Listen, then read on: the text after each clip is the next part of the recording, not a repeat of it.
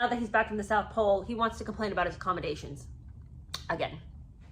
Okay, because he's not ready. He's not about to stop beating that dead horse. He says that it was Christmas. Everyone is at Sandringham, and the whole place was full. You know, all the family was there, which meant that his accommodations were rank. You know where they put him?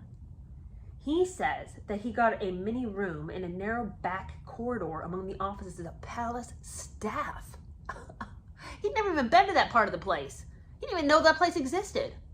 Now, mind you, okay, he wants to let you know that he was kind of interesting to be in a part of the place he'd never been in before. You know, I mean, no, I like the notion of seeing and exploring uncharted territory. I was a grizzled polar explorer after all. But I also felt a bit unappreciated and a bit unloved. Relegated to the hinterlands. And he says he told himself to make the best of it. But I told myself, make the best of it. Don't let these horrid people wreck the serenity that you've developed in the South Pole. Remember, your hard drive is clean. Don't let them muck it up. So he says that, you know, one of the problems with being with everybody in the family is that these jokers, they were all just so competitive. And one of the biggest problems was having to see all these losers who bragged all the time and documented things in the court circular about all their royal work that, by the way, wasn't even that big of a deal and not even worth mentioning. But they were over there all just trying to, you know, make their ledgers longer of all the hours that they'd worked. Now, he was of an integrity unmatched.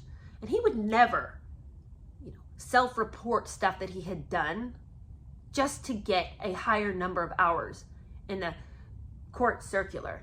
But there was a lot of people at this Christmas who were just competitive, self-consumed narcissists who had to have their name at the top of the list. And, you know, they would report things that he and William would never even deign to report. Things like flying via helicopter to go cut a ribbon at a horse farm. I mean, what is that? Who would even report that? It's so embarrassing that they'd even bother. He said certain family members had become obsessed, feverishly striving to have the highest number of official engagements.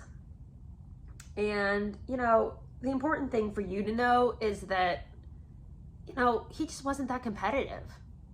He wasn't competitive. And as a consequence, he was just better than them because of his level of integrity.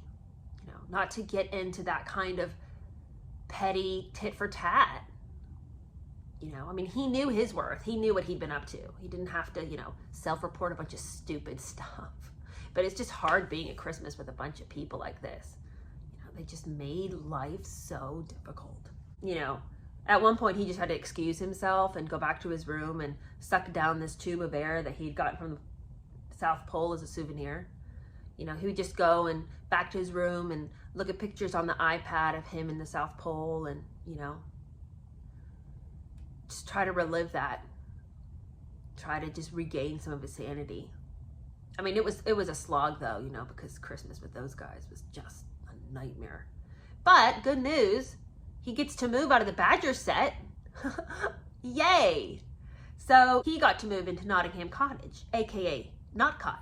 And William and Kate had been there before. It had been their house. So, I mean, it's hand-me-down, unfortunately. But they'd outgrown it. So now they got Aunt Margaret's old place.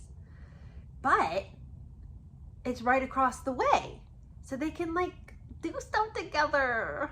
And he and Cress are still together. So let's do, like, some double dating. Unfortunately, all of the things that he had imagined, like getting to pop in and be fun Uncle Harry with toys under one arm and, you know, a bottle of wine in the other, being asked to supper and all these little cozy family gatherings, it didn't happen. It just didn't happen the way he'd imagined it. In fact,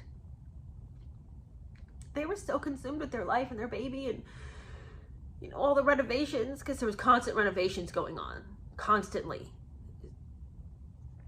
They didn't even ask him to come over and eat. Nobody ever said anything to him about it. Okay, Harry, well, you know what? You just got a new place and you're not doing any renovations. Why don't you have them over to supper? What about that wild idea? Okay, nobody is tearing your kitchen apart, so why don't you have them over for something to eat? Why does it always have to be everybody else making the overtures for him? He's just, relegated to the fringe of society all the time. Hey, well, why don't you edge in? If you want a relationship with your brother and your sister-in-law and the new baby, ask them over. It's not like you even have to be the one to cook the food. I'm sure there's somebody cooking the food for you. So it's not like a big burden or anything. Anyway, he's just super... The twisted knife. William always just trying to make him feel bad.